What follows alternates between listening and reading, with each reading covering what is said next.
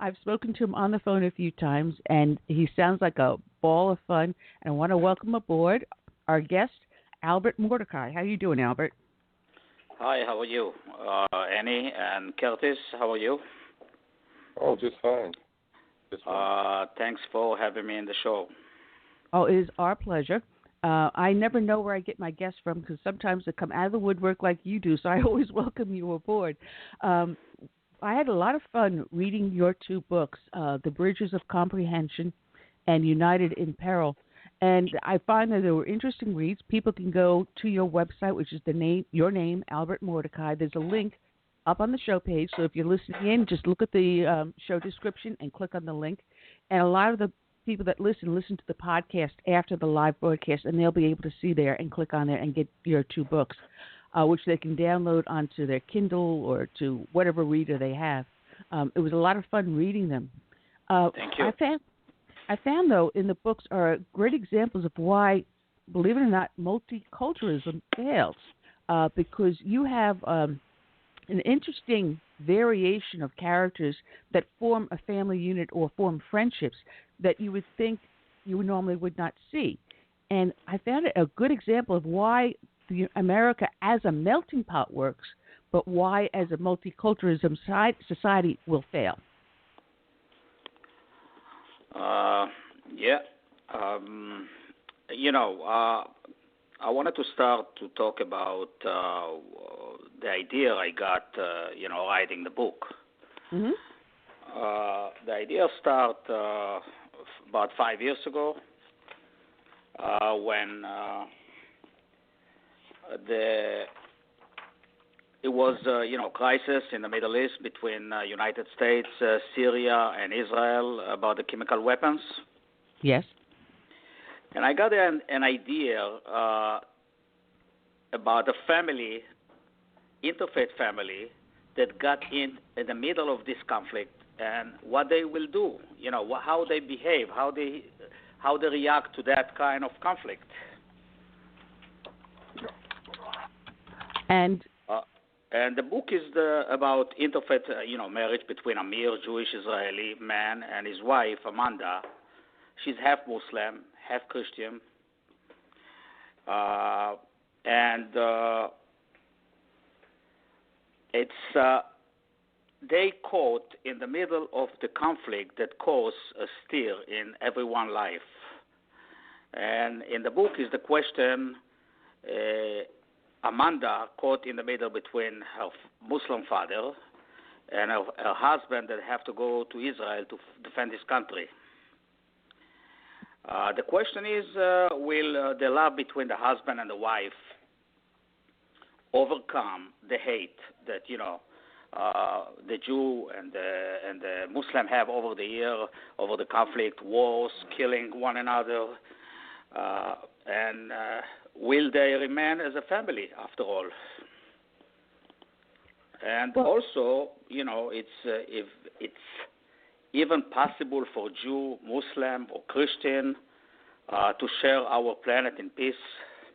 That's one of the questions. And also in the book is about terrorism that never solve anything. Terrorist attack always make things worse. After 9/11, we are talking about America lost over 6,000 men and women in the conflict between Afghanistan and Iraq, and almost 500,000 people died in those conflicts between all those three countries. So terrorism never solve anything, just make everything worse. If we want to buy a ticket now, a flying ticket, we're paying like $150 more just because of the 9/11. The security on the airport all over the world is just, tremendous, and that's cost to everyone pocket. Well, it's not just the monetary cost; it's the stress and the strain on the individuals too, which actually discourages a lot more people from flying. And what's the alternative? Train, boat, driving, which brings up other dangers. Now you'll have more people on the roadways, more potentials for fatality accidents. But I wanted to go back to my original idea because as I was reading your book, you had people of different faiths as a family, where you had an Right. interchange of Muslims, Christians, and Jews working as a family unit, which is what I was trying to point out, where they want to segregate groups. Originally, like when we went into Iraq the first time, they were talking about setting up different provinces for the Kurds, for the Sunni, for the Shiite. Uh, Multiculturalism honestly doesn't work because when you separate people, you fail then at that point to exchange ideas, exchange cultures, to blend together and become a single unit, which is the point I was trying to make. Is Yeah, that what you were looking it's at also? always difficult. Sure, it's always difficult when it's interfaith marriage or different culture. But I think the biggest difficult on those countries is the non-democratic countries, and that's the most. Now this is the most problematic problem that those countries have. It. America, United States try to make some of those countries democratic countries, and I always said, if the household is not democratic, the country never going to be democratic. If the man in his house can rule, can do whatever he wants, with his wife or the woman or the kids, how this man gonna believe democratic system? Because he don't have democratic home. And it starts from our home that is not democratic. The country never going to be democratic. This is just wasting time to try to make all these countries democratic because they're never going to be. They have to change the entire system of the country to make those countries, ready to be democratic. And if it's going to happen, maybe another 30 or 40 or 50 years. It's not going to happen now. No, it won't. But there is a big difference. Now, we as Americans have a Western ideals. We Right. value life above all things. Sure. However, when you're looking at what is called conservative Islam, which is in truth, what we also call radical Islam, people, when they hear Yes. the word conservative, they think Republican. No, conservative Islam is strictly adhering to the Quran, to the Hadith, to the Surah. Exactly. Yes. And if we cannot change their way of thinking and get them to learn to love life above all, then there will be no reconciliation. So how do you propose that we change their way of thinking? When I start writing my book, right, Mm-hmm. knowing if I can save one life or change the way people thinking by having them read my book, it will make the difference. So it's meant for me. We can change the entire people and the entire world, but you have people, they are in between. They don't know where to go. They don't have any direction. So if we target those people, right, those individuals, they can be millions of Muslims, right, that they are between religion and the Western world. I think we make the difference, and the difference is to target those people. We can actually touch the radical Islam. The radical Islam is the biggest problem. Not the biggest problem. I'm gonna tell you in a couple of minutes what I mean. But the radical Islam, they live in different kind of world. They don't know. I think they don't know much about the Western world because they are inside of their own world. So they don't know exactly what's happening, and they don't care. So I think if we target those individuals, those millions of people, I call them young generation without direction. It's mean that all those young 15, 20, 25, 30 years old, young generation that grow up in hated environment. What does mean? They grow up in like a bad school system, wars every couple years in any different country in the Muslim country. That destruction, killing. From home, they learn to hate the Western, the Christian, the Jew. Everything. It's not them. So I think those individuals, those young generation without direction, they are the target. They are, my target, and anyone can target to try to change. Maybe they will change because I think this is a present and future problem, not less than radical Islam, even more, because they millions of them. They can, it can turn either way. Radical Islam going to ISIS, that's what happened. The impact between Syria and Iraq come to be the ISIS. Everybody try to blame, Obama, to try to blame, we always try to blame someone. But if you see it over the years, doesn't matter who was in any president, in the United States, it always was problem. The last 35 years, we always have problem with radical Islam and with the war. This is the way the system works on those countries. And this is the biggest problem. So if we can change those individuals, those millions of young generation, or some of them, we're going to make the difference. That's what I believe. That's the reason I wrote the first book and the second book. It's many. You have many good Muslim. It's no question about it. And I can give you an example. One of them, I work with a guy for 32 years. He's a Muslim. He's from Alexandria, Egypt, and I don't want to put his name in the radio, but he's working with me, and he's a great human being. Great, not good, great. I trust him 100%, and I still see him every day. He was working with me as a manager for my business, and now I left my business on September, but we still, in good in touch. So, and in the past I worked with other people, with other Muslim people, that we had very good relationship. So the problem is that you have bad people all over, but in the Islamic world it's much more. That's the biggest problem. Well, Mordechai, you are not obviously native-born American, so give us a little bit about your background and why you feel the way you feel. Okay, I born in Israel. I served the army in Israel 3 years. I was a tank driver. I was in Sinai, in Sinai desert, and I got married in Israel after 3 years. After 3 months, I'm sorry. I arrived in 1979 in America, and I have 4 kids and a wife. America is a great country for me, and since 1979, I live in the United States, and I respect the country fully.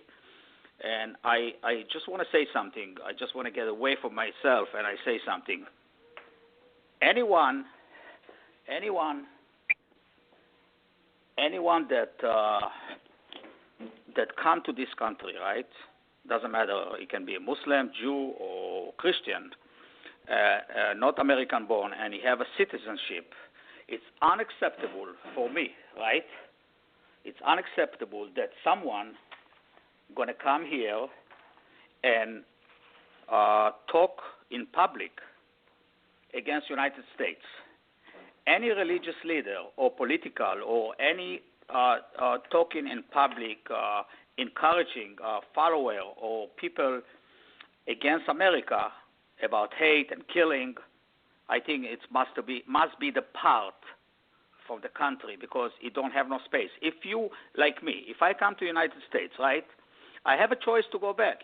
Let's say I don't like what I see in United States, the life didn't agree with me, and I didn't do good here. So I have a choice. I don't have to hate America. If it didn't work for me, I just pack up my stuff and go back to Israel. But I don't accept. It's unacceptable that people staying here, making money, living good in America, and talking against this country. If you don't like this Well, country, yes. Albert, would you not agree that in Islam they have a goal to take over other countries and propagate Islam? And Right. That could be one of the reasons why they come to countries not to assimilate, but to dominate. Right. But I think it's also brainwashed. People go into all this, group meeting and getting brainwashed over the years, and this is a big problem. And if the American system going to find a solution to find out, to do a law against that, anyone talking in public, right, against this country, doesn't matter who is. It can be Jew, it can be Christian, it can be Muslim. I have to point all these three religions because that's the main religion. Can be the part of the country if he's not American born. That's what I believe. Well, it's very interesting listening to you, Mordechai, because I'm finding a lot I agree with, and some things I am questioning myself, because when we have with us, with our Constitution, the First Amendment, the freedom of speech, and several times the Supreme Court has said if you go and burn the American flag, if you turn around and say death to America, whatever, it is your freedom of speech. However, once you take that speech a step further to incite a riot, to incite an assault or cause vast carnage like Fort Hood, Major Hassan, then you are now guilty of, Exactly. But we still do have the freedom of speech. But how do we now balance that and then try to prevent any terrorist acts by these Islamists? Donald Trump said a couple of months ago, if Muslim, he said that you can't, if we find out what exactly going on, we have to stop Muslim to coming to the United States. I mean, are we thinking to do that in the future? That it's very hard to do what he said, but I think this is important that he said it. And the reason the speech it's important thing, and because it's give to some people thought about what he meant. Now, what I think is if we try to come up with a law, we're dealing with non-democratic people. They're using the democratic system right here with non-democratic way to get away, and that's a problem. So we have to find out a way to target those individuals that talking, in public in different places, and brainwashed all those followers, and that's what's making things getting worse and worse. We have terrorism, we have bad things that are happening, and it's going to happen more in the future. If we're not going to target all those individuals, public, religious leaders, they're talking against us. If you see in Facebook and I open up the Facebook and I see all those religious leaders, holding a knife, say we're gonna kill the Jew, we're going to kill this, take this knife and kill the people. And you remember what happened in Israel the last couple of months. People get killed, by knives because they felt that, Israel wanted to do something in one of the biggest mosques in Jerusalem. And it's not true, but they're doing it. Oh, yeah, the misinformation that's going out, the propaganda, and we have the propaganda widespread here in the United States. Matter of fact, Pam Geller recently had an article out in WorldNet Daily about a school in St. Petersburg. It's a Catholic high school, of all things, in St. Petersburg, Florida. And the entire student body was called together to hear a presentation on Islamophobia put forward by CARE, which is an unindicted co-conspirator in the Holy Land trial, as well as direct links to the Muslim Brotherhood. And the priest his name is Richard Rosen, approved this program, knowing full well that it was a propaganda program that just sugarcoated what Islam is and did not tell them what the truth was. So we have this in our school system. It's part of the programs that are going throughout all of our school systems. So we've got to start here at home by stopping the propaganda, don't we? That's exactly what I was talking, before you just said it.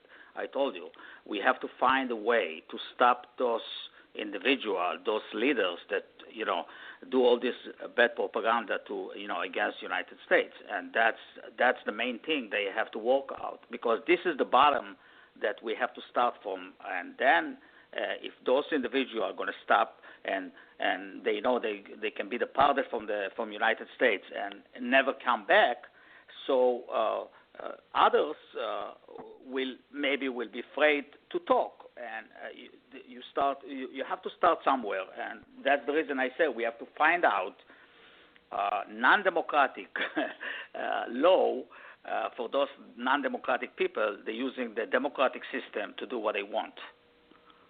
Well, Donald Trump did mention about stopping immigration or refugee status for people coming from Arabic, Islamic countries. But the problem is now with the massive migration you have that has gone through Europe, they now have these European Union passports.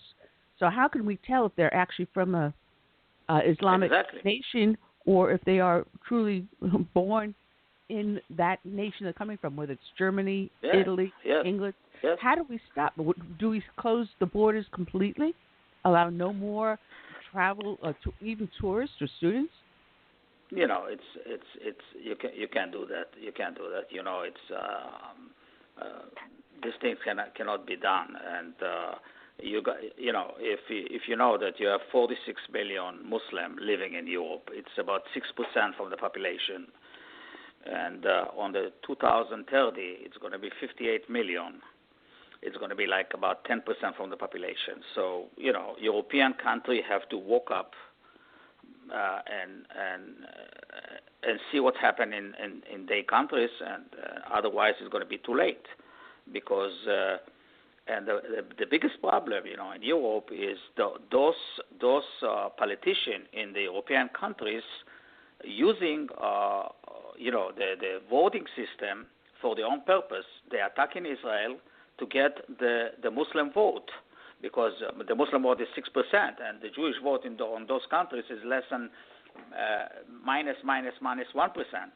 So what they're doing a very selfish thing for the recent time now, but they are not thinking about the future. If you're using this and you're attacking Israel just to get vote, and I know that I went in and I checked those things, and they're using those systems to get vote for the Muslim in their country, because it's like in Germany it's like 7.5%, in France is like 7.5%. In some countries it's more percentage and less. So if you're doing that as a politician just for your own purpose, just to get vote and attacking Israel, so here the problem starts. You build up a future monster, and this is the biggest problem. And as human beings, we always waiting to that something very bad to happen to start to like World War II. If you remember, 1939 finished in 1945. Hitler started his party on 1919, and everyone in Europe thought maybe like 4 or 5 years, Hitler gonna wiped out, and everybody know that 60 million people, pay their life for the World War II. After 60 million people, it's just unbelievable number. And we never learn. That's the problem. The world never learn. They're waiting for the last minute. Every country sitting in his side and waiting for other country to act. It's happening in French. It's happening now in Belgium, and this is a small thing, but the big thing gonna come later. I just pray that it doesn't go that far, but unfortunately, I happen to be agreeing with you that we are looking at a World War III if we do not wake up the world. And it's funny because Britain, that has been so favorable to the Muslim immigration and refugees, the gentleman that was in charge of Britain's Equalities and Human Rights Commission, EHRC is the organization. This is the guy who was responsible for making sure that they do assimilate into the British society. His name is Trevor Phillips, and now he's speaking out against the Muslim immigration, and he's saying that it's been for years is a catastrophic failure. These are his words. He says the Muslims will not assimilate and become loyal Britons. So even those that are there, he says previous waves of migrants gradually abandoned their ancestral ways, wearing their religions and culture baggage lightly, and gradually blending into Britain's diverse identity landscape. The same thing is happening here. But instead, the Muslims are creating a nation within nation. And we have enclaves of Islamic communities that are gated, they're walled off, that we know that they are training terrorists on those locations. We are not waking up. So I find that's why your books are great, but they're giving us, I think, maybe a little bit of a false hope because they think it's that easy just to say, all right, let's shake hands and be friends. We've got to actually spearhead an assault on these invaders. Can I say something? Sure, go ahead. Look, that's why you're here. Yes. No, about my book. Now, if you have, let's say you have a criminal, right? I'm giving you an example. Let's say you have a criminal, and the criminal, you talk to the criminal guy and you tell him, listen, you are no good, you are nothing, and nothing good going to happen with you in the future. So the criminal say, you know what? If you don't believe me, I'm going to stay that way, and I'm going to be a very bad criminal. Now, if the criminal, the other way, it's my book. It's when you come to this criminal and you tell him, look, you did bad thing in the past, but I think I can see that thing can be better in the future. I mean, you can change a little bit. My book is giving hope. My book is giving hope. I'm not saying that my book going to change the world.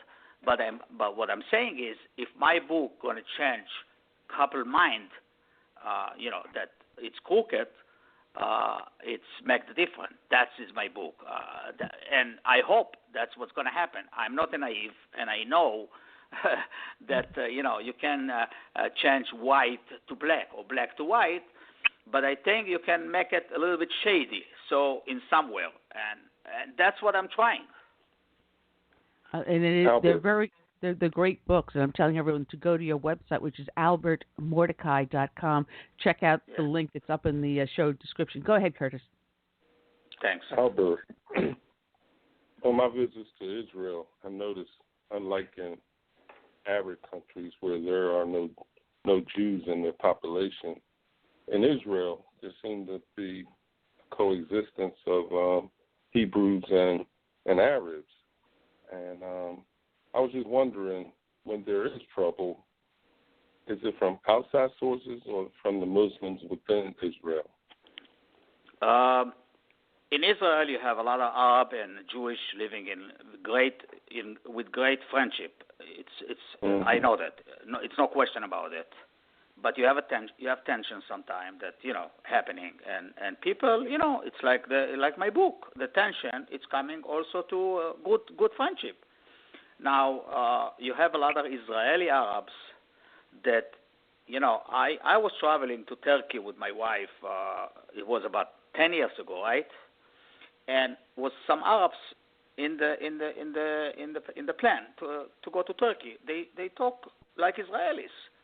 And I, as an Israeli, never believed in the first place. So those individuals they'd been in the airplane was actually Arabic Israeli because they talk like Israeli. Even the accent wasn't that deeply Arabic. And what I'm trying to tell you, it's a lot of Arabic Israeli. They don't want this conflict, but sometimes you sucked in, to the problem. And if if the religious leader tell you to come to the speech, sometimes you can say no because people look at you in wrong way. And this is the biggest problem. That's the reason I was talking about America. That if we're going to stop all those leaders to make bad propaganda against United States, then we ignore all this problem to begin with. And in Israel, it's always going to be a problem, always going to be a tension because it's a lot of Palestinian that making that to happen. And but we have friends. And if I go to Israel, my friend, we go in sometime to Arabic, many times to Arabic, restaurant, and we eat, and it's no problem. It's like any other places. So but tension happen. Now is a tension, and you see all this stabbing in Israel for a couple months, and over 40-something people already died. This is not good, but what are we going to do? We live that way from 1948, since Israel come to be a country. Well, what you had mentioned doing through legislation some way to control the radicalism, which I agree. It will be up to Congress to start pressing legislation to prevent the radicalization in any religion. So it's got to be carefully worded legislation, but we also have to have people aware and get mainstream media on board and stop mollycoddling these terrorists and call them what they are. Stop saying it's ISIL. Call them what their true name is, the Daesh. Be honest and forthright about it, and put it out there and call it a spade, and be honest about what is going on out there. Because a lot of these that are your friends would be viewed as apostates in the eyes of these terrorists. Right. Yeah. That this is the problem. But always the Islamic people and the media telling everyone that the poverty, the poorness of those countries make those countries to be a terrorist countries. And I always say, what are you talking about? You know how many third world countries is in the world that they live in poverty, but they don't have people going around the world and terrorize other countries. It's not supposed to be like that. The reason they terrorize other countries because they have the idea, like you guys said, they want, like Curtis say, that they're coming here to America and different part of the world. They try to make the Islamic war bigger and bigger and get more people involved. And that's the truth. It's nothing to do with poverty. They are responsible, those countries responsible 100% for the way they look. 40, 50 years behind the Western world. They are responsible 100%. The leadership, dictators, non-democratic countries, bad school system, corruption, that's what make all those countries look the way they look. Take a look at Israel. Israel have its first world country, and Israel start from nothing. Why? Because we build up one by one with a war. We had maybe 6-7 different wars over that from 1948. Bad wars that almost destroyed the country, our country. But we always come up and build up our country and go and get forward. And that's what those countries have to do. But if the leader of the country, like Arafat, you remember Arafat, the leader of the Palestinian, after he died, they find out that he have in Swiss account $550 million in his account, That's making this is telling everything. A leader that his country, his people dying from poverty, have more than $500 million of the money that he left to his wife and his daughter. That's the problem. Also in Egypt, you remember the crisis in Egypt in 2011 when they find out Mubarak, the president, he had $750 million in his account. What these leaders need all those money? What they need it for? Me and you, when we want to travel, we have to pay for a ticket. They don't need to pay for a ticket. They don't need even pocket money. Every place they go, everything is free for them. So it's showing the personality of those people. The system make this personality. This make dictator personality that build up that way, like Saddam Hussein built up 12 palaces, and he never been there. So you understand who you're dealing with. You're dealing with people. They don't care about their own people. They don't care about their citizen. And this is start like that. Figure out if Obama, I don't know. I know, if Obama going to have $550 million in his bank account, what's going to happen in America? It's not acceptable. And this is the main problem: dictatorship, taking money from the people, and that's what it's come up to. And my second book is about that. United in Peril. I don't want to talk about exactly what happened in the book because people have to read it, but it starts. It starts from problem in the Dominican Republic and make those people upright and try to change the government, and things happen and people get to the wrong place in the wrong time, and you read the book, right? You read some of the book. Yes, I read both books.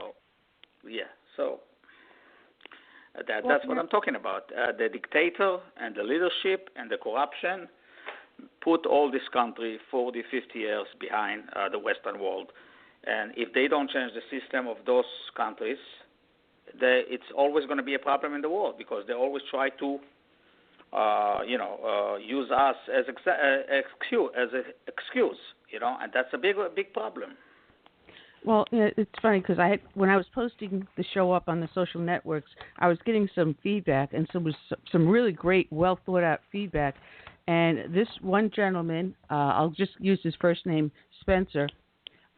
He said that the simple fact is that until the day when Hamas ceases to exist and Fatah, the PLO, the PA, revokes their PLO charters of 64, 66, and 68, there can be no peace between the Palestinians and Israel, and there will be no Palestinian state except in the minds and fantasies of those who wish it so. And he goes on further, saying that the Hamas Charter of 1988 had two main objectives, which was, number one, the total and complete extermination of all Jews in existence, and number two, the complete obliteration of Israel. And this is something that I find disturbing because recently in Washington, D.C., there was a gathering of anti-Zionist rabbis.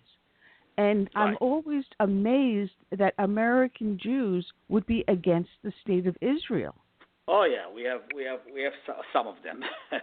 We have some of them. Sender, try to elect to president. He is against Israel. If you hear what he's talking about, it's just disgrace. He just said a couple days ago that Israel is responsible for 10,000 death from the Palestinian. 10,000 dead. I'm sure that there have been 10,000 dead over the years, but it's a reason for those deaths. I mean, I don't want to see Palestinian dying, and I don't want to see Jewish dying or anybody dying.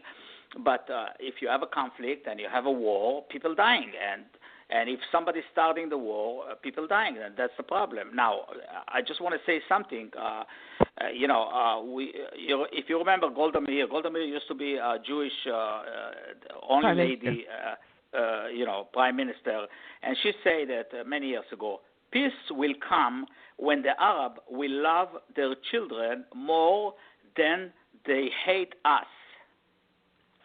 That's a huge amen, which was going to come around to what I was going to say is the mindset and the teachings that are in the Quran, where at the very birth, from there on, the brainwashing goes in.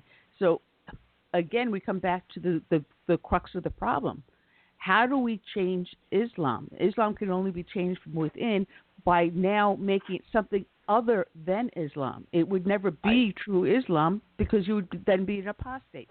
And then you end up with a catch-22. So you call yourself an Islam, but you call yourself a Muslim, but yet you're not adhering to the Quran, the Hadith, or the Surah. You're not following Sharia law, so therefore you are not a Muslim. So then what are you? Again, it's a catch-22. How do we solve the problem? I think that the problem it's never going to be solved, but it's maybe going to be minimized a little bit. And they, I think, the only look. I believe in peace, and I'm going to give you a couple examples. After 1945. If you would ask one of the citizens in Europe, you think in 1947, you think it's a chance for peace between all those countries that fought in the World War II. The person thinks that you are a lunatic. You crazy. And now Europe live in peace. So. Also in 1973 was a very bad war, October War between Israel and Egypt, and we have in 1978 till now we have peace between us and Egypt. Even it's a cold peace, but it's a peace. It's no killing. It's not. We don't like one another, but we know that we have to keep the peace. It's many examples in the world that now we think that. It cannot be a peace, but I think I always believe in peace, because peace it's making the world much better, and you and me know that. But the question is when it's going to happen and how it's going to happen. I think it's going to get worse before it's going to get better. I think so, but I don't know. Well, they are great books. They are a fun read. They're fast read too, which I enjoy. If I read through a book real fast, that means I'm absolutely enjoying it. If it takes me a long time to go through them, then it's like, wait a minute, why am I getting bored in the first few pages? But your books are definitely not like that. They do bring hope, and you do show the kinder, gentler side of people, which as Americans, we naturally always want to look for, but we are facing an enemy that we really cannot turn a blind eye to. And I'm glad talking to you that I'm hearing that you are agreeing with me in that we do have a problem with Islam. We do have a problem with the teachings of the Quran. We do have a problem with a mindset that is, as you said, it's a group thing.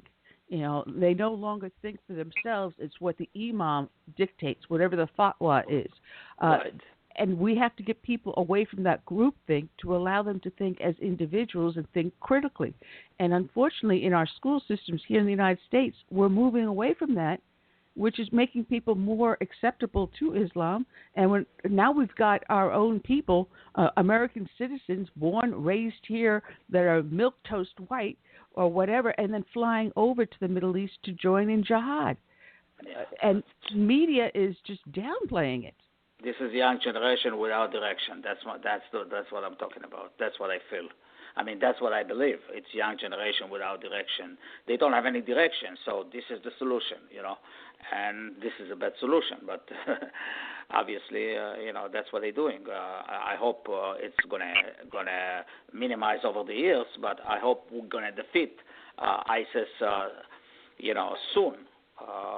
It's going to take a couple of years, but I hope it's going to happen even before. And then, it's always going to be another group that's going to come up and, and try to claim different thing in the world. But, we don't have any control on this.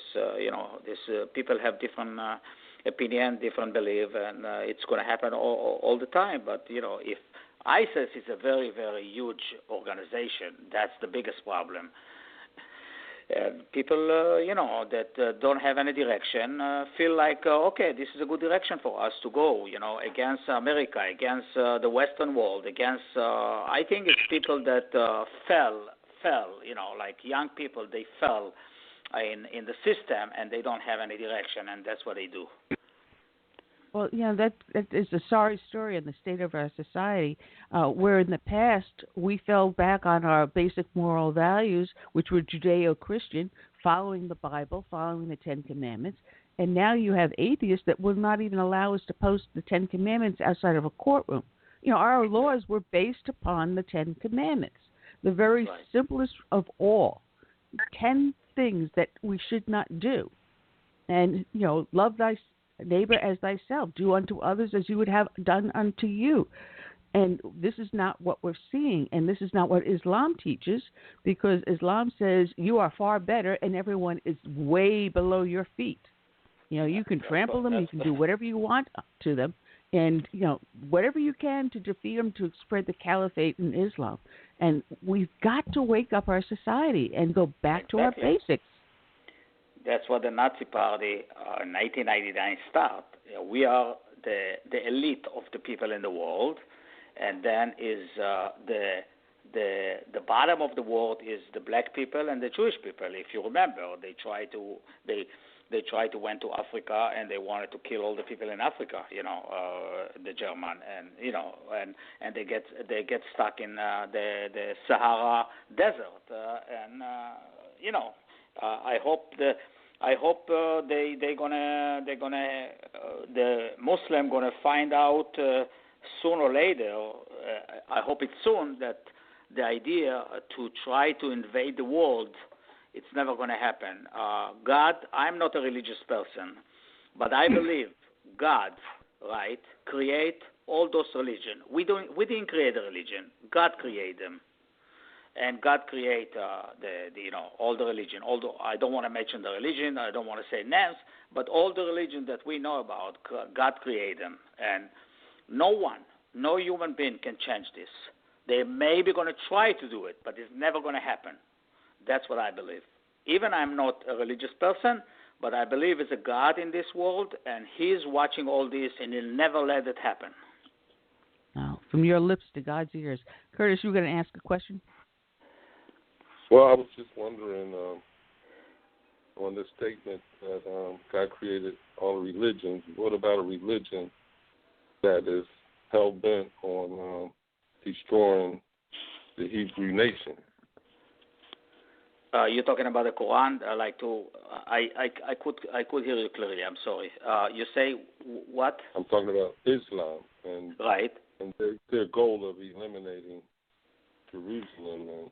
I spoke. Right, go ahead. I spoke to a couple people, religious people, Jewish religious, and they explained it to me the way they think. God created the religion, but they give you the right as a person, as a human being, to choose what you want to do with the religion. And I think the people that wrote the Quran twist the religion to their own purpose, because you remember that time the Muslim tried to invade the world, like the Christian in many years ago, and then the Muslim tried to invade the world, and there wasn't they've been success with all those North African countries and the Middle East, but they couldn't go any further. Well, here's the misnomer. A lot of people, and it really drives me crazy when they say Christianity was really bad because of the Crusades. Crusades would never have come to be if it was not for the Muslims attacking the Pilgrims and trying and taking over Jerusalem. They invaded and conquered Jerusalem, and Pilgrims going to the Holy Land. Now, here you have people just going to try to pray and praise God and worship the land that Christ came from, and they were being robbed, raped, murdered, enslaved. So hence you had the knights that went and accompanied the caravans to help protect their safety, and then trying to recover Jerusalem from the hands of the Muslims, who had desecrated over and over again holy places, turning over tombstones and using them as the toilet. That was where the Crusades came from. It was for a defensive attempt, to push back Islam. So we have to be honest about what true history is. Was atrocity committed on both sides? Yes. That is a result of a war. It's going to happen. Was there collateral damage? Yes. It's the fate of war. Different times, different mindsets. This is today, and we're in a new crusade. We've got to be honest about it and not be afraid. We have a crusade going on today. Yeah, obviously, that's what I say. It's going to get worse before it's going to get better because people don't understand in the right way, in the good way. They need to get slapped. If they don't get slapped, they don't understand, and that's the problem. It's a war around the corner, and around the corner can be 2 years, 5 years, 10 years, but it's around the corner. It's the problem is that all those Muslim in Europe, right? How are they going to fight? What's going to happen there? The country going to fight their own people? No. They have to do something. They have to find out a solution, like Trump say, stop bringing those people. I think Trump's speech was a historical speech. Even people criticize him, but the way he said it, he bring people to think about what we should do. We have problem. We have problem with the Muslim, right? We have problem. We have terrorism. We need to do something. We can't just talk and talk and talk and don't do action. So Trump came up with action. If what he's saying it can be done, I don't think so. But we can adapt some of what he said and come up with a law that target those individuals in each country, and maybe Europe adapt what America going to do and do it in their own countries, so they ignore all those bad publicity that the Muslim doing in each country they are. And this have to start in one country, and the first country that have to start with that, it's United States of America, the biggest country in the world that everybody looking up to. They have to start with non-democratic law for non-democratic people. They're using the democratic system for their own purpose. That's what I think. Well, unfortunately, they're succeeding because as the Muslims care, Muslim Brotherhood becomes more pervasive in the United States, and they then start to control the media, which they've done rather successfully. They have been controlling the argument, unfortunately, rather successfully. But we've got to get the people on the right, those of us that want to protect Judeo-Christian beliefs, want to protect our freedoms and liberties, to push back. And we do have, one ray of hope.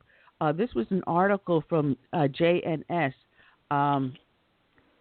It seems that there were pro-Israel students at UCLA that had countered an anti-Semitism and anti-Zionism rally. It was the staged Israeli Apartheid Week that they were answering to, which I was unaware of until I saw this article. It was an annual event at over 150 campuses across the globe. And what these people did is that they had Ruins for Israel, BFI, and Students Supporting Israel, SSI, organized an Israel Unity Week. And they brought in different groups, including Palestinians as well as American veterans. And they had them join in this unity group to show why we should be supporting Israel, why we should be fighting these anti-Zionists and anti-Semites. And as you said, it is a situation very similar to the onstart of World War II. Yeah, supporting Israel, it's telling those others, I don't want to, those people that non-supporting Israel, that we want to go with a Western believing world. I probably don't say it in the right way, but what I'm saying is, if I'm going to give you some example, that anybody see any Israeli or any Jew the last 30 years did any terrorism in the world? No. It's never happened. It's 95% of the terrorism attack that happened in the last 30 years, it's Muslim. So they try to blame Israel for everything. Israel is just a reason for them to do what they're doing, like like saying Israel doing this and this and this, and that's the reason. Like the Sweden foreign minister talk against Israel, and I went on on Facebook and I saw the Swedish biggest TV station talking one to another, and they say laughing that I think the foreign minister was drunk when she say those things. They say that, so because they want to get the Muslim vote, and this is a bigger problem. What you want to do? You just building up a monster over the years. Now, it is a monster, and unfortunately, it's entrenched in our government and our society. There even were in, Michigan, where one town wanted to initiate the start of Sharia law throughout the town. Fortunately, that got shot out. You had the in Texas, I believe outside of Houston, where they tried to do the Sharia courts. Unfortunately, that got kicked out. And it took me all of 5 minutes tying all three of the Sharia judges to the Muslim Brotherhood, just doing a quick internet search. We've got it pervasive in our society. You've got the Gulen schools right there in New York City, and they're spreading throughout the country. They're in just about every single state. No one's paying attention to that. We've got Islam tied into Common Core, where they spend 10 days on teaching Islam and only 1 day on teaching Christianity and Judaism. We've got to wake up our society and tell the truth about what true Islam is. I really think that most of the people in the world know that already. I think people are selfish. It's a selfishness of people waiting for others to do the action, and they don't want to get involved. And that's what happened in the World War II, that countries stay on the side and wait for other countries to involve in the world. And look what happened. The World War II started, and 60 million people died. And I think it's the nature of the human being, the selfishness. And this is what's happening now.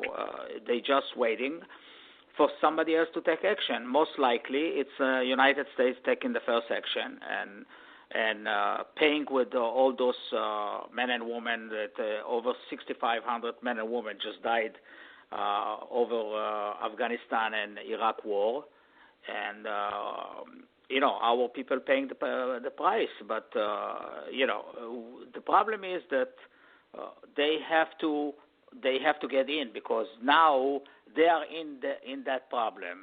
Belgium, French, they have the same problem now. So what waiting? Okay, so it was attacked. 131 people died. So they sent more war plan they did more damage to the ISIS and what happened? Nothing happened. It's still going on. They have to come up with a stronger idea how to defeat those monsters, the ISIS, but they're waiting. Each one waiting for other to act, and that's the problem. It is. Albert. Go ahead, Curtis. Yes.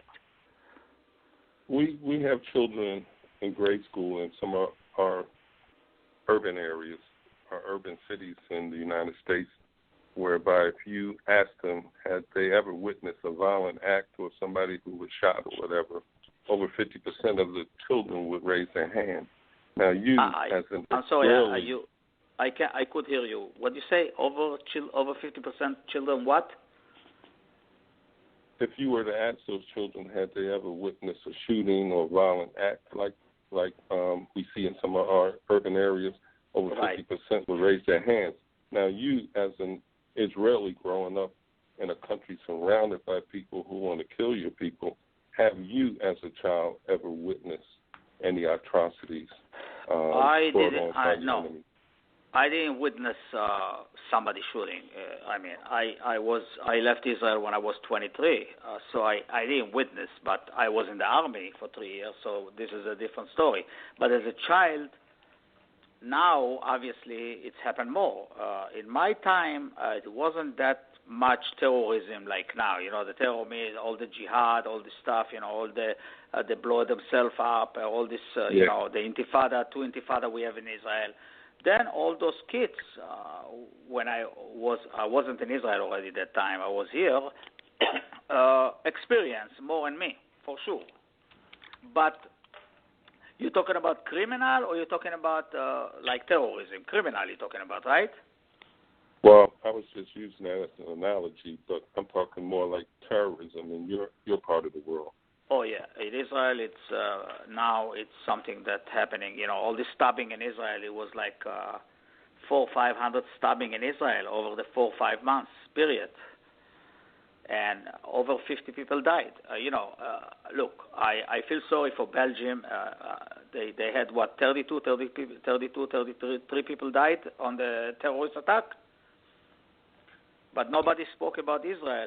They're speaking about Israel, okay, here and there some news, but every day for 4 months from now, over 50 people died from a knife attack in Israel because the religious leader come up and made a speech on the TV, on the radio station, that the Israeli authority want to do some construction in one of the biggest mosques in Jerusalem, and this was a false. Nobody wanted to do anything, but they did it because they had problem with the Israelis. So this is another reason to attack Israeli, and that's what happened in Israel. And every day you have attacks. I'm sorry. Go ahead. Yeah, that's right. You were talking about the Temple on the Mount where they were doing the excavation. Exactly. Yes. Yes. And that's a very interesting situation there, because Islam claims the Temple on the Mount as the holy place where Muhammad ascended into heaven and returned again. But if you take chronological historical facts, it doesn't match. It doesn't match. He did it in a dream. So who can tell exactly where you are in a dream? It was a complete falsification. Yet we do know that the body of Christ, well, you as a Jew will not acknowledge that, but as a Christian I do, that we do know that the body of Christ had physically ascended and then returned, because he disappeared from his tomb and came back miraculously with the holes in his hands and his feet from the nails. So, yeah, we can, as Christians, claim it. You as Jews can claim the Temple on the Mount, but yet in Jerusalem, you allow Islam into the temple to share it. Right. Yeah, we share over there the three religion. We share in Jerusalem the three religion. The Israelis share everything with everyone. They don't want to discriminate anyone. Whatever anyone wanted to practice his religion, he allowed. They don't stop them. But they find a reason, listen, this is things never going to stop. They always find reason to kill Jews. Everybody know that. We live with that for many years. It's reason to kill Jews, and that's it. Nobody tried to do any construction over there, and it's still going and going. They're still attacking. Now it's a little bit less attacking, but 2-3 months ago it was very bad in Israel. People was scared to go in the street. They're attacking women, they're attacking kids, 10 years old, Muslim kids attacking, adult and kids. It's just unquestionable. It's unbelievable. Why? They live the Muslim world live in lying, and they have to stop lying to themselves. They have to stop believe their own lie. When you stop believe your own lie, then you're going to come to reality and you're going to walk better with yourself. And this is the biggest problem. They don't think so. They think their own lie is the truth. Here we have to try to get Western thinking to understand what the thinking is in the Islamic world. We have to teach ourselves to still be who we are, be people that revere life, revere freedom, but yet understand what the mindset is that is being taught to these people from the infancy all the way up until adulthood, the brainwashing, the propaganda. And then we have to turn around and try to win their hearts over by showing them love and generosity, which we in times have been able to get, as you said, even one person to change into our way of thinking. This is what we as the Western civilization do not understand. We think only in one direction instead of saying, all right, fine, this is like a chessboard, and think the way your opponent thinks. And then you can counter their moves. You know, we had the mayor in Houston, Texas, about a year or so ago, mandating that preachers hand over their sermons so she can review them to determine whether or not there's any political speech in the sermons. Yet, we are barred from monitoring mosques. We've got to change our mindset. I think that to try to put the Western mind on the Muslim world, I think it's impossible. But you can do it a little bit. All those Muslims, they live in the Western world. I'm sure some of them change their mind and come to be more Western thinking, but it's very hard to do it when you live in those countries that they don't know nothing about democracy. And if you're trying to do that, like you said, if one person can change, you made a difference. It's no question about it.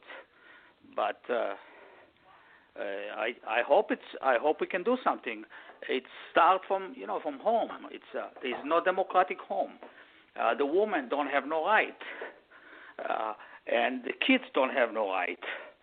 And if it starts from home, it's going to the street, and then it's going to the government. All those people don't believe in democracy, and it's very hard to change them. Well, I think like Annie had mentioned before, most major religions today have undergone a reformation. Islam has not, and really I don't foresee it doing so. So I don't see anything getting better with them. Yeah. No. It's hard to do those things on the Islamic world. America, United States tried to do it in Iraq. You remember? After they invaded Iraq, they tried to do it, and they could do it because all those radical Islam, they don't believe in democracy. Democracy does not exist for them. So no. You can do it with if you don't have a partner to do it.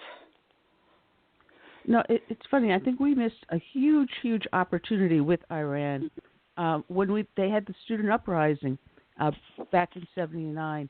We missed a huge opportunity in preventing Iran becoming what they are today.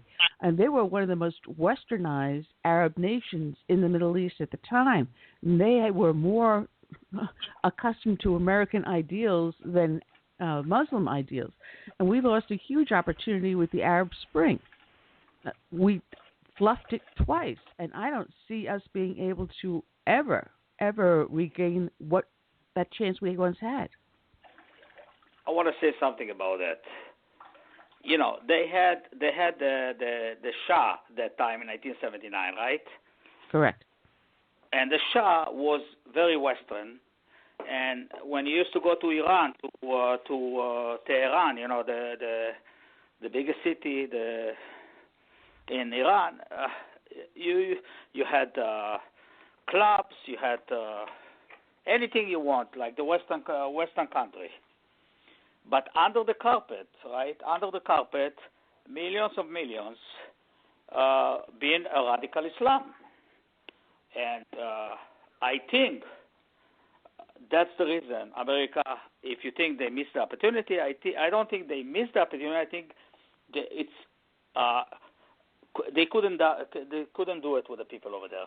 They could do it with very small population that believe the Shah, but the most of the population in Iran, they are very religious Islamic people, and they didn't believe what happened, but they could do nothing against the Shah. The Shah was, he was king is a king. He's not democratic. He can do whatever he wants. And this was the biggest problem. And I don't think it was. I mean, in my vision, I don't think it was missed opportunity. I just think it never could be done in Iran, especially Iran. Lebanon. If you're talking about Lebanon was the closest one to be democratic country. Lebanon was like the second French. They say the second Paris. But you remember what happened? What Hezbollah did over there? Oh. They killed the country. They have Muslim and they have Muslim and they have Christian, and the Christian used to rule the country at that time. Now it's half and half, but actually it's the Muslim ruling the country now, and that's the reason Israel always in watch and alert. I remember that Lebanese civil war, and wow, it was the Mediterranean, not the Middle East version of Monte Carlo. It was such a beautiful resort country, exactly. And totally destroyed. Yeah. Absolutely. We're talking about, changing the mindset. We have to do it using international laws, I think, and I don't foresee the United Nations in coming up with resolutions to help bring back civil rights to people over there, especially when you have the PLO as a member of the United Nations. And the United Nations is just exactly. a greedy, corrupt political puppet. Exactly. Exactly. Because you've got now, which I only learned about this just yesterday, but this poor woman in the United Arab Emirates, she's an American citizen, 25-year-old woman, and she has been charged with insulting the country, United Arab Emirates. She was traveling. She was on her way to the airport. 3 men attempted to accost her. Obviously, some words were exchanged. She tried to ignore them and just didn't want anything to do with them. Of course, here you've got a Western woman on the street alone. So, of course, the Muslim men feel she's fair game. And so what they did was they filed a claim with the police saying that she insulted the United Arab Emirates, which is a crime. So, we have to turn around and find some way to put sanctions against these countries, deny them American aid, American finances, American technology, deny it, cut it off completely, and say unless you start giving freedoms and rights back and treat women with respect, treat children with respect, treat those of other non-Muslim religions with equality and respect, then you get not a penny of American money. That's one way to solve the problem. Exactly. I want to say something about Trump, right? It's come to Trump. What you just said, it's come to Trump talk about those things in a couple of his speeches. And look, I personally don't like Trump, but I'm going to vote for him. And I tell you why. Because I have a good feeling that he's going to do what he meant to do, what he say he's going to do. I mean, you never can do everything what you said, but if you're going to do the majority of what you promised to do, it's good. Like he spoke about Saudi Arabia. He said that, what happened in Saudi Arabia, it's unacceptable, with the woman right and everything. People, the woman going over there to work as a homemaid, they've been raped. Many things happen, and also Saudi Arabia have to pay what he's saying on his speeches. They have to pay to America to do this and this. They have to fight against the ISIS. He's right 100%. Why they're going to make all these billions of dollars and let America spend money and life, right? Life 6.5 thousand men and women died on those conflicts. Why we have to do this job for them? They have to do the job for themselves. This is the region they live there.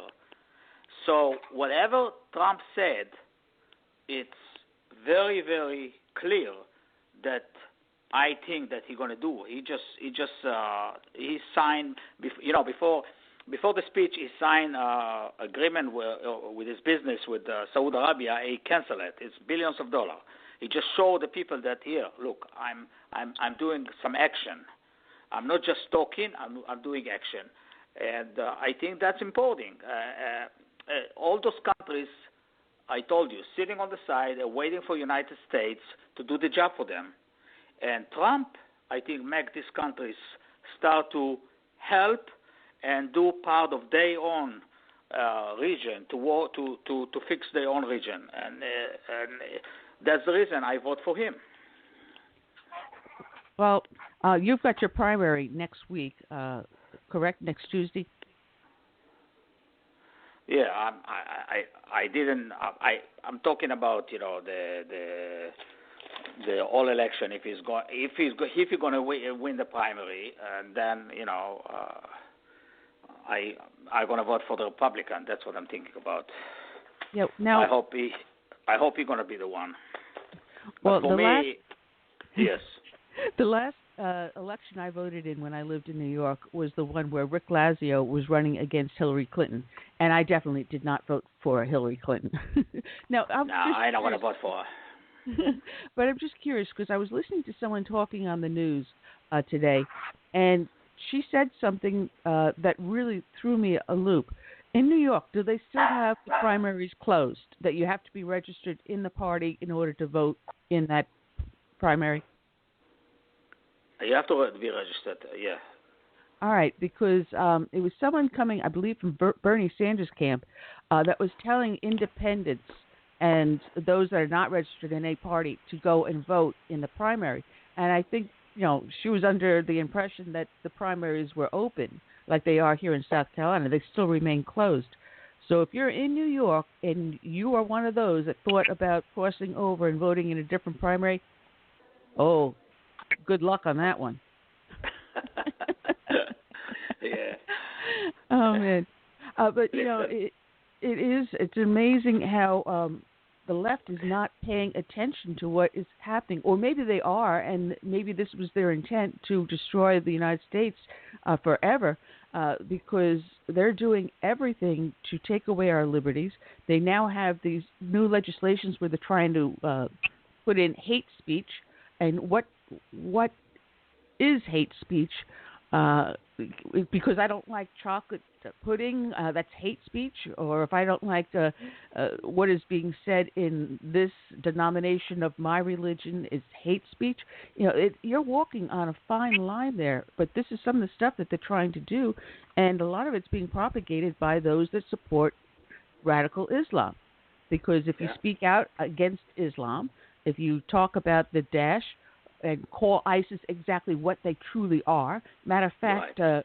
ISIS said that if you call them Daesh, they will come and cut your tongue out. Well, guess what, guys? I'm still saying it. I'm not going to stop saying it. But, here they're saying, we can stop. We can stop and help the caliphate grow in the United States by instituting hate speech. And we've got to wake up and smell the coffee here, don't we? Yeah. Listen, I think I think America really are in much better shape in Europe in those problems because America is more conservative country. They are more hard with the Muslim and the European country, and also the reason is because the population in Europe it's much greater. It's like 46 million Muslim live in those countries, and in America it's maybe like less than 1%. So I think America don't have to worry about the Muslim. I mean, you have to worry for sure, but don't have to worry like the European country. The European country have much more problem present in the future with a Muslim. There, the population growing, and I told you 2030 is going to be 58 million. It's going to be like 12 million more, and they have to walk up very, very fast and change, not just to just going around in the neighborhood and watching all those individuals and try to catch them and target them. They have to change the law on those countries in order for them to make a better job with the Muslim community. The Muslim community have to understand it's unacceptable what they're doing, this and this and this. And if they're going to find out, it's going to be a different law that on those countries that create those belief with a Muslim, they might gonna slow down a little bit. I don't think they're gonna stop, but I think they're gonna slow down. They have to come out with a solution, and the solution is not just more security or more policemen. It's like you breaking your foot and you need hardware to screw the bone. No, you just you cover it up for a couple months and you let it heal by himself. This is not going to happen. You have to do a major job by the law and change the law to make those. Doesn't matter who is anyone against the country to pay for what he's doing in much greater way. And that's what I think. And this is not happening, but I hope, people lost their life, but I hope now they're going to start to get smarter and more warrior about what's going to happen in their own countries, in Europe. I don't think America, terrorism, like what happened in San Bernardino, it's very frustrating. It's making us thinking again what we're doing. But as you know, and me know, and I know, that it's never going to stop terrorism. It's always here and there individual, they doing it. And even we come up with the laws and we catch all these people, it's always going to be here and there some people, they doing crazy things. And obviously it's happening. But if we can minimize those things by writing about it like me, or the media talk about it in different way, and they find what I told you in the beginning of the beginning when we start talking. If we can find out to make something about the Supreme Court going to find out to come up with something for those individuals that they're talking against the country, hate it and killing. It's going to change. It's going to make a little bit different. It's not going to finish the problem, but it's minimize the problem, and that's what we need. It's no 100% of everything, of anything. So we have to try to do the best. Well, Albert. Go ahead, Curtis. Albert, the United States military is undergoing a lot of changes. Now, you served in the IDF. I was just curious. Do women serve in combat roles over there? I've been there, and I've seen women walking around with Uzis in Tel Aviv and places like Jerusalem. But do they serve in combat roles? The women serve in combat in Israel. In some places, not all of them. Like, I don't think they are in they are like in the tank, but they serving in some points, some places. They're like 2-3 different places. Yeah, they're serving in a combat, and it's happened that women died in duty, and it's happened in Israel. Yeah, they're serving. They have Uzi. The reason the Israeli soldiers have the weapon on them, it's because some of them serve close to all those places near to the Palestinians. So when they're coming home, it's protection. I wouldn't want to go up Open against carry. anyone with an Uzi. Period. We get used to it. I used to come home when I was a soldier. I used to come home from Sinai. I used to have a Uzi. Well, we got to do like Switzerland. Every single household must have a firearm. How much crime do you hear about going on in Switzerland? How many of these refugees are showing up in Switzerland? I would say probably about zero. We've got to take that mentality on. One of the things that has been suggested over the years is that we declare Islam as a political party because it is a political religious dichotomy. It rules every inch of the individual's life. It's their philosophy. It is their government. It is the one package fits every single circumstance in life. So if we as Americans recognize it as a political party, we can then monitor it, control it, as we do with the other political parties. So that if there is speech that is being spewed, you can then turn around and say that's a criminal act because now you're inciting violence. Your speech has a direct impact and is going to cause violence. And I think the first step we have to do is recognize it as a political system. And then a second thing is noticing it and recognizing it as a governmental system that does not fall under the Constitution. And then we can then charge them with crimes in the treatment of women, in the treatment of children, in the inequitable treatment of our fellow citizens. And then we can turn around and say, this is illegal, this is unconstitutional, and go after them bit by bit.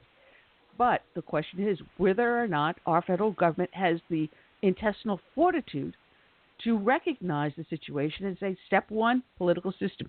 Step two, sub-government that is not under the Constitution, therefore unconstitutional, and then start to dismantle it. Look, simple as that. If somebody, let's say is a religious leader, right? Doesn't matter, is Jew or Christian or Muslim. I'm not trying to put anyone. I'm just giving an example. Giving a speech in front of like 200 people, right, 200 followers, and tell them, look, we live in America, we have problems in America, America don't respect us, and we have to do this and this and this. He's talking about against America. We have to go do demonstration, do this, do that. You think that this guy not supposed to be the part from the country? I mean, you are not American born, right? Why? If you don't like America, why you don't pack up your stuff and go back to your country? When you're making $10 a day. Here you're making $200 a day. Go to your country, make $10 a day, and complain from there. Why we need those people sitting here making $200, $300, $400, $100 a day, the minimum, and talking against this country? This is the greatest country. Why are you talking against the country? They give you all the right. You can do anything you want, everything. You have house, you have good life, you travel all the time. Why you complain? If you don't like the way this country treating you, pack up your stuff, take your family, or if you don't have any family, leave the country, go back to your country. That's the reason I say it's unacceptable for those individuals or anybody coming here to this country and complain about the country. You're born here. You're born in America, right? Absolutely. Okay, so you have the right to complain about America. I don't have the right. I'm as Israeli, born Israeli. If I don't like America, even I live here 37 years, and my kids they are American born, I don't have the right to complain against the country because I have a choice. I can go back to my country. You don't have no choice. I mean, you have a choice, but you actually born here, so you don't have the same choice like me. I have two citizenship, Israeli and American. So all those individuals would come from different countries and complain about the country. Why they complain? Don't complain. If you complain, it means that you don't like where you are. So go back to where you come from. That's exactly what I'm trying to say. So if they find out a law against all those individuals that talking about hate and encouraging people to do bad things, they don't have the right to stay in the United States. That's what I'm saying. Well, it's interesting because back in the 50s and 60s, um, we still enforced the immigration laws. So if someone that immigrated here to the United States, talked out against the United States, they would be picked up and be deported back to their native country. We used to do that. We no longer do that. We used to have certain requirements.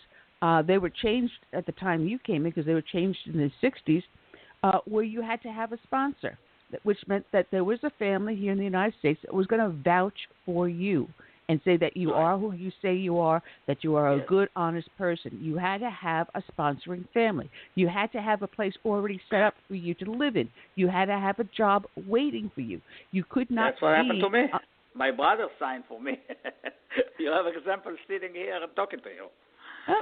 But you also had to state that you would not be on any government assistance, whether it's food stamps, Exactly. Yes. welfare, Yes. Yes. unemployment. You could not be under any government Exactly. entitlement programs for a full 5 years. And we no longer require that.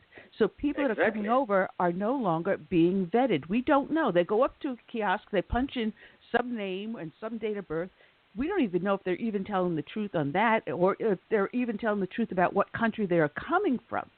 There is no Exactly. vetting on the That's a immigrant problem. today. That's a big problem. We're paying a lot of taxes for that, and I'm going to give you an example. Like, I don't want to say, but from the country that been all those countries they've been in, what do you call it, communist, all the communist countries, right? A lot of people coming now to United States come the last 20, 30 years. A lot of them are living on the government welfare, and this is a big problem. Me and you paying for that. I mean, and other people paying for it, and this have to change also. This have to change. It's not only terrorism, also, it's economy. It's economy problem. They build up here in Brooklyn. You've been here in 1996. You saw it. They build up here so many medical centers for all those people came from Western Europe, from Russia, and they always in the doctor office, and they don't pay for nothing. And you know how much the medical system in the United States costs a fortune, and we have to pay for that. I've said this before. When I was working as a New York City police officer, we would come to a call. We called it an aide, someone that needed medical assistance, and we would show up, and the person we would know for a fact was an illegal immigrant, and we were not allowed to notify ICE that we had in custody an illegal immigrant. We would transport them to the hospital, and they would have 3, 4, 5. In one instance, this one guy had 7 different Medicaid cards, each with a different name and a different date of birth. Yeah. And it's like, well, the hospital couldn't determine which one was his true one because the guy probably forgot what was the name he used originally. So they would give him a brand new card right there and then on the spot. They had a little validator. They pressed the little thing. At that time, the Medicaid cards were blue. I don't know what they use today because it's been quite a while since I've been there. Like I said, 1996 the last time. But this is the fraud that is going on. It's and a this big is what, corruption. It's a huge it corruption. I know that. I know many people went to jail for years for that, in Brooklyn. I mean, I don't know personally the people, but I know the medical center, they do all those false claim, for millions of dollars you're talking about, and where this come from, from our pocket. yeah. And I always said that one of the reasons why I left the Catholic Church is I saw the progressive bent on it. I saw what they were doing. And one day we responded to a burglary at a Catholic church. It was in their offices. And when we get there were all these blank green cards. They were issuing green cards to illegal immigrants to give them a legal status. So there's so much fraud in the system.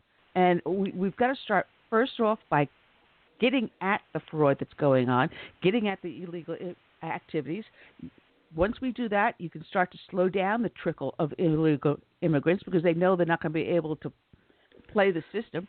Cut off the entitlement programs and stay like we did back in the 60s, and you said you fell under it in the 70s. say that you cannot be on any government assistance, period, for 5 years. You have to have a family that vouches for you, and if anything goes wrong, they are as equally responsible for whatever crime it is as you are. And we have to go back to what worked. And then also that's at the what's same supposed to be. time, simultaneously attack Islam, not for what we call the moderates, who are the apostates. Don't attack them. Attack the radicals, the Islamists, and start saying you are a political system, you're a government system that is illegal under the Constitution, and then start going after that. And you're going to see more Muslims are going to turn around and say, well, it's not worth the fight. Yeah. That's what that's in the beginning when we start talking, I was talking about that. This is something that we need to find out the way to do it, to find a law, to do those things, to get this bad individual out of the country. And if we can do that, it's gonna be a very, very big progress. And I hope I hope Trump will find out a way to do that because he's very strict when he want to do something. He's not talking like the other politician, making everything look smooth. He's talking. Sometimes he's bully, but but at least whatever all those things that he say makes sense. I mean, sometimes he say things that 10 days ago he talk about a woman, about abortion, but it's look.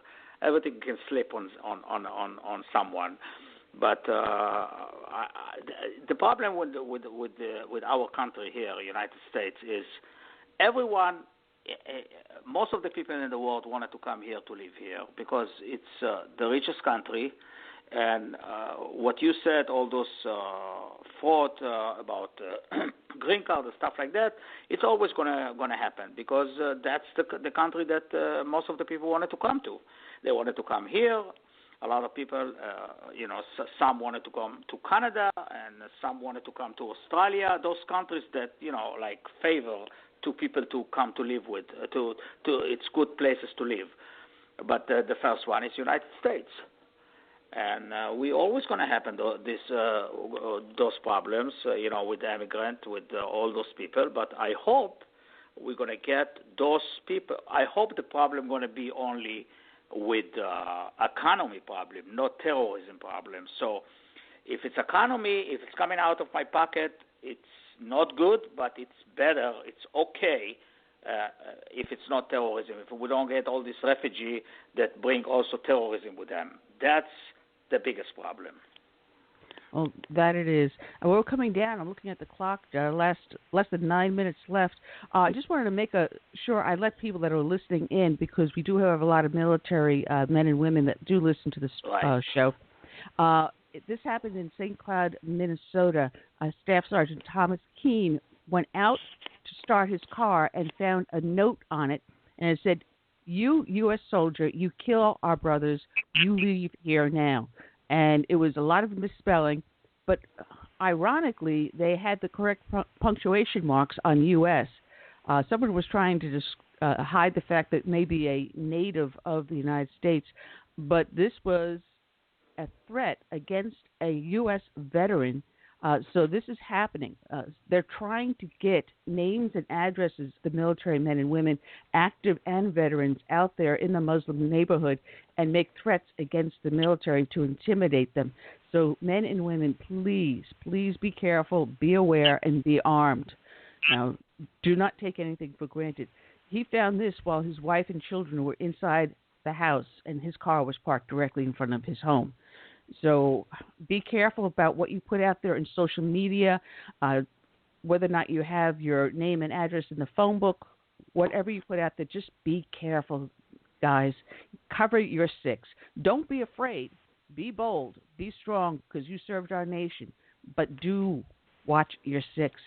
It has been so much fun having you on with us, Albert, and I'm going to encourage everyone to read your books. They do give us hope. They are good stories and shows that people can, with a common goal, work together, and we have to do it through love and fellowship. I want to thank you, Annie and Curtis, for the opportunity to talk and to people that people can buy the books and know who I am. And I really appreciate to have the opportunity to talk in your show. Oh, it has been our pleasure. I'd say shalom, and ahead of time, have a very happy and good, safe Passover. Thank you, guys. Thank you. You too. Thank you for the opportunity. Thanks. Right. Take care. Check out his website. It's his name. Its link is up on the show page, albertmordechai.com. His books are The Bridge of Comprehension, if I can get my teeth in straight, and United. Oh, my goodness. It just, the last word just went out of my head, Albert. United in Peril. Thank you. Thank you so much. You have a great Okay. afternoon. Thank you. All right. You too. Thank you.